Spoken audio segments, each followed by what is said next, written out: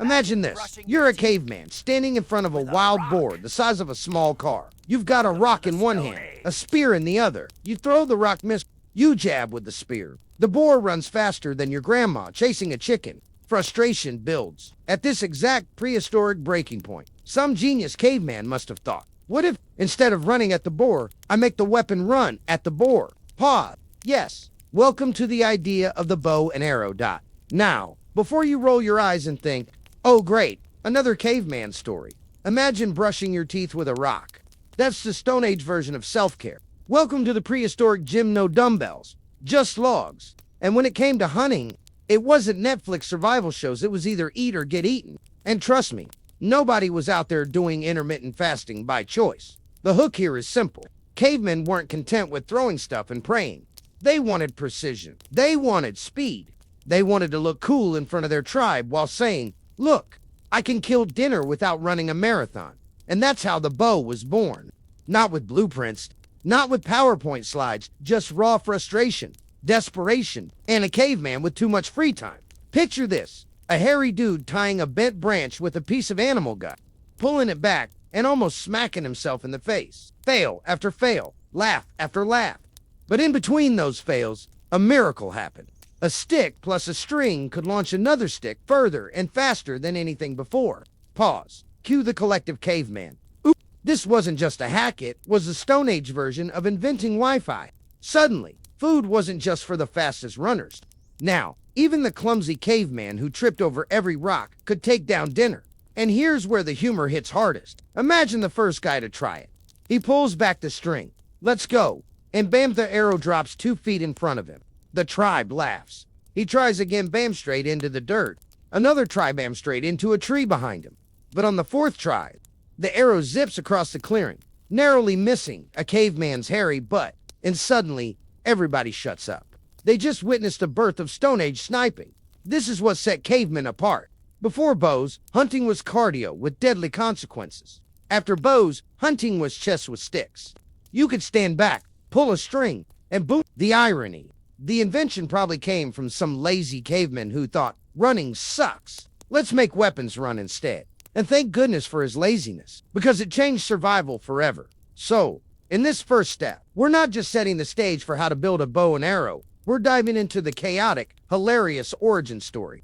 Because if you think cavemen looked majestic inventing it, think again. They were basically YouTube fail compilations in real life, snapping strings, breaking branches, poking eyes, and somehow stumbling on genius. That's the vibe we're going for. Here, funny, a little painful, and a lot, wow. Humans are stubborn enough to keep trying until something works. By the end of this part, you're hooked, right? You've laughed at the caveman struggles. You've pictured the epic fails. And now you're itching to know, how did they actually get this thing right? How do you, sitting in your living room, learn to build one like a true prehistoric warrior? Don't worry, we're just getting started. Up next, we'll take you deep into the caveman forest to find the perfect wood. Spoiler, it's not the log you think. Alright, so now you've got the big idea. Bendy stick plus string equals prehistoric sniper rifle. But hold up, before you start grabbing random branches from your backyard, let's talk about wood. Because if you picked the wrong one, congratulations, you've just built the world's first useless back scratcher. Cavemen didn't have YouTube tutorials or 5-star Amazon reviews. They had trial error and a whole lot of broken sticks. So, how did they do it? Step 1. Scouting. Imagine a caveman walking through the forest like he's auditioning for a lumberjack calendar. He's not just looking for any stick. He's hunting for the Goldilocks of branches. Too stiff, snap. Too flimsy. Whip it back and it slaps you in the face. Just right. That's your bow? Cavemen figured out pretty quickly that trees like you, Ash, or elm had the right amount of bend without breaking. Of course, back then, they didn't say you. They said something more like UGHHH. Bendy. Good. Now picture this. A caveman grabs a thick branch and tries to bend it. Snap. Cue the prehistoric laugh track. He picks another too thin. It flops like overcooked spaghetti. But then, jackpotta, flexible, solid piece of wood that bends without snapping. That's when his eyes light up, like he just discovered fire again. Pause, and you can almost hear him whisper, weapon. But here's the funny part. Cavemen didn't just stumble on the right wood. They tested it with some very questionable science. They bent branches over their knees, whacked each other for strength tests, and probably ended up with bruises bigger than the game they were hunting. If the stick survived the abuse, congratulations, it passed the prehistoric durability test. Once the right wood was found, it wasn't just grab and go. Oh no, they had to shape it. Imagine shaving a stick with a sharp rock. Scrape, scrape. Hours later, you've got wood chips in your beard and a half-decent bow shape. The trick was too thin in the middle so it could flex while keeping the ends strong. Too much shaving and back to square one. Too little and you're basically waving a club with string attached. Either way, there were a lot of failed prototypes lying around. Archaeologists probably dig them up today and laugh. Wow, prehistoric junkyard. Here's where the comedy kicks in. Imagine two cavemen competing. One bends his bow, pulls it back, and it flexes beautifully. The other pulls his, and it snaps in half, smacking him on the forehead. The tribe laughs so hard they nearly choke on their roasted roots.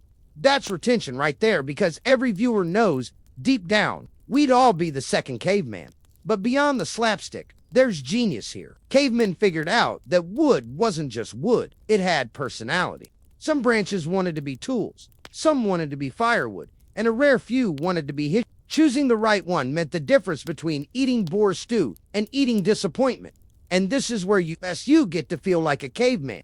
Next time you walk through the woods, don't just see trees. See potential weapons. See prehistoric engineering. Bend a branch carefully, please, and you'll get why the caveman's eyes lit up. It's not just a stick, it's survival. And if you're lucky, it's also dinner. So, part 2 wraps up with a truth bomb. The bow wasn't just an accident. It was persistence, failure, and the magical discovery that the right wood could change everything.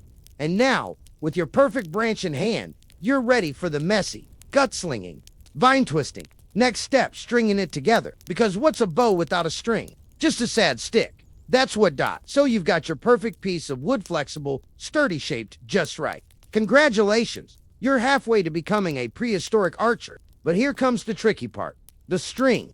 Because without a string, a bow is just a weirdly shaped stick. And trust me, caveman knew this. That's why they turned to some of the most questionable materials in history to get the job done. Picture this. A caveman holding animal guts in his hands, stretching them out like spaghetti. Yes, you heard me right. Welcome to the original DIY store, Nature's Leftovers. Cavemen discovered that sinew, the stretchy, fibrous tissue from animals made for strong, flexible strings. They didn't waste anything.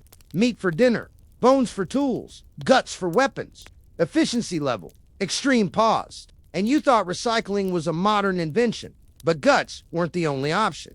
Vines, rawhide strips, even plant fibers like flax or nettle could be twisted together into surprisingly strong cords. Of course, the problem was figuring out what wouldn't snap the first time you pulled it back.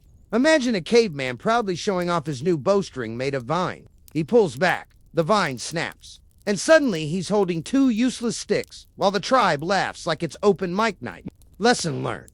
Some plants are for eating, not archery. The process itself was messy and hilarious. First, they had to dry and twist the guts or fibers, sometimes braiding them for extra strength. It was like prehistoric rope making, except smellier. Then came the big test, attaching it to the bow. They carved little notches at each end of the wood, tied the string, and pulled. Too loose, the arrow goes plop. Too tight, the wood bends like a gymnast, and then goodbye, bow. Cavemen had to find the perfect tension. And you thought tuning a guitar was hard. Here's the funny part. They didn't always get it right. Imagine a caveman showing off in front of the tribe, pulling back his shiny new bow with a string made of braided fibers. He lets go on. The string snaps and whips him in the face. The tribe erupts in laughter, while he's rubbing his cheek and swearing in caveman language. It was basically the Stone Age version of a failed compilation. But when they nailed it, magic. That first satisfying twang must have sounded like music. Suddenly, the bow wasn't just a stick. It was a machine, a device that could fling an arrow faster than a caveman could throw a spear. It was efficiency, power, and danger wrapped into one. Imagine the pride. Look, I just invented long-distance dinner delivery. Let's not forget maintenance.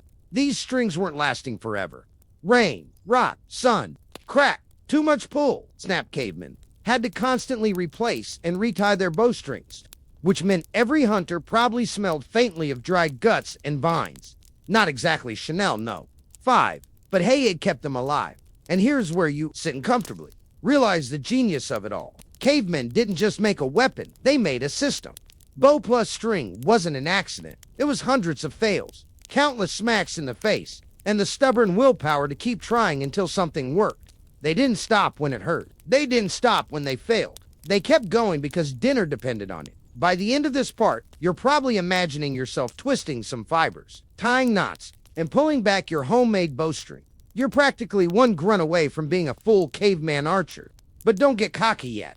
A bow without arrows is just a fancy stick with a bad attitude. Next up, how to turn sticks and stones into arrows that actually fly straightened, not back into your own foot. So you've got the bow, you've got the string. You're feeling like a true prehistoric engineer. But let's be honest, without arrows, you're just a guy holding a bent stick and some dried guts. This is where things get even more interesting. Because making arrows wasn't just about finding pointy sticks. It was about creating little rockets that could fly straight, stick in targets, and not embarrass the caveman in front of his tribe. Step 1. The shaft. Imagine cavemen combing through the forest, picking up sticks, and giving them the world's first quality inspection. Too bent. Toss it. Too thick. Club. Not arrow. Too flimsy. Back to being kindling. They needed something straight and strong like shoots from reeds, willow branches, or young saplings. Picture a caveman squinting one eye, holding up a stick like a coach choosing players for dodgeball. You bend, you're out. You fly straight, you're in. But here's where the comedy kicks in. Not all arrows turned out perfect. Some wobbled through the air like a drunk pigeon. Some bent mid-flight and made a sad little plop sound. And some, well, let's just say the first caveman to shoot himself in the foot probably made history in all the wrong ways. Pause. Yes, arrows can fly backward if you're really bad at this. Once they had a decent shaft, it was time to sharpen the tip. Cavemen weren't content with blunt sticks, they wanted piercing power. So they chipped stones into sharp points and tied them onto the ends with sinew or plant fibers. Think of it as the prehistoric version of superglue. Of course, before getting it right, they probably stabbed themselves a few times. Oops, that's not dinner, that's my thigh. Ouch, dot. Then came absorb. In caveman terms, bird, but decorations. Fletching was genius. By splitting feathers and tying them to the back of the shaft, arrows flew straighter and faster. Without feathers, arrows spun out of control like a toddler on a sugar rush. With feathers, suddenly, accuracy skyrocketed.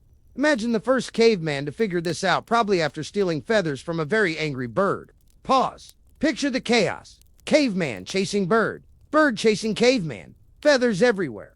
But hey, progress comes with sacrifices. Now, let's paint a scene. Caveman A proudly shows off his arrow. Straight shaft. Sharp stone. Feathered end. He pulls back the bow. Let's fly. And the arrow zips into a tree with a satisfying thunk. The tribe cheers. Caveman B tries his arrow. He pulls back, releases, and the arrow flutters sideways into a bush. The tribe laughs so hard they nearly choke on roasted berries. Moral of the story, arrow making was as much comedy as it was science. Here's the part that makes you appreciate their stubbornness. Cavemen weren't just making one arrow. They made dozens. Because arrows broke, got lost, or stuck in the wrong places. Hunting wasn't one shot. It was more like shoot 5, lose 3, and hope the last 2 hit something edible. Arrows were disposable, and cavemen spent a huge chunk of their lives crafting replacements. It was their prehistoric version of always carry spares. But once they mastered it, oh boy, the game changed. Suddenly, hunting wasn't just about running and stabbing. It was about precision, distance, and teamwork. The bow and arrow turned cavemen into hunters who could bring down game from afar. Less risk, more food, and way more bragging rights around the fire. Imagine the pride. See that deer? Got it from 50 feet away. With one shot? Pause. Well, maybe 5 shots, but nobody needed to know that. So, with arrows straight, sharp, feathered, and deadly, you've now got a complete Stone Age arsenal. But wait, weapons aren't weapons until you test them. And that, my friend, is where things get hilariously dangerous. Because caveman target practice, let's just say it was less Olympic archery and more don't stand in front of me. Bro, up next, the final stage, testing the bow and arrow, caveman dash style. Now comes the moment of truth. You've carved the bow, strung it with guts, shaped arrows with stone tips and feather tails. It's time to test your masterpiece. But let's be real, cavemen. Archery practice wasn't neat, controlled, or even safe. It was chaos wrapped in suspense, sprinkled with slapstick comedy. Imagine a prehistoric shooting range with zero safety rules, and you'll get the picture. Scene 1. The first test shot. Caveman grips the bow, pulls the string back with all his might, aiming at a tree. Pause. Tension builds. He releases. The arrow sails straight into the dirt, 2 feet in front of him. The tribe bursts out laughing. He tries. Again, this time it whizzes sideways and nearly spears someone's hairy leg. Lesson 1. Don't stand anywhere near a caveman learning to shoot. But eventually, one arrow hits its mark. Thunk! It sticks in the bark of a tree. Cue the prehistoric applause track. The tribe gasps, points, and cheers. Suddenly, this isn't just a stick with string anymore, it's power. It's distance. It's the closest thing to magic they've ever seen. And with every successful shot, cavemen became braver, cockier, and way more dangerous to everything around them. Now, picture the hunting fails. Caveman sneaks up on a deer, pulls back the bow. The string breaks. The deer runs off, while the caveman stands there holding 2 sad sticks. Or worse, he shoots. The arrow ricochets off a rock. And the tribe learns the hard way that safety goggles hadn't been invented yet. These weren't clean, heroic hunts. They were messy, noisy, and often hilarious. But when it worked, oh man, when it worked, it changed the game. Suddenly, cavemen didn't have to chase mammoths for miles. They could strike from a distance. They could hit birds in mid-flight. They could guard their camp from predators without wrestling lions like idiots. The bow and arrow gave them control, precision, and a chance to actually live past 30. It wasn't just a tool, it was a revolution. The Stone Age version of Wi-Fi, Uber Eats, and GPS all rolled into one. Here's the kicker. Bows also turned cavemen into storytellers. Around the fire, the hunter who nailed a boar from 50 feet away became a legend. Did he really hit it with one shot? Probably not. Did he miss 12 times before? Definitely. But nobody remembered the misses. They remembered the one arrow that hit. The moment dinner was secured, and the pride of saying, "We don't just survive, we conquer." That myth-making power turned archers into heroes. And let's not forget the style points. Cavemen weren't just practical, they loved to show off.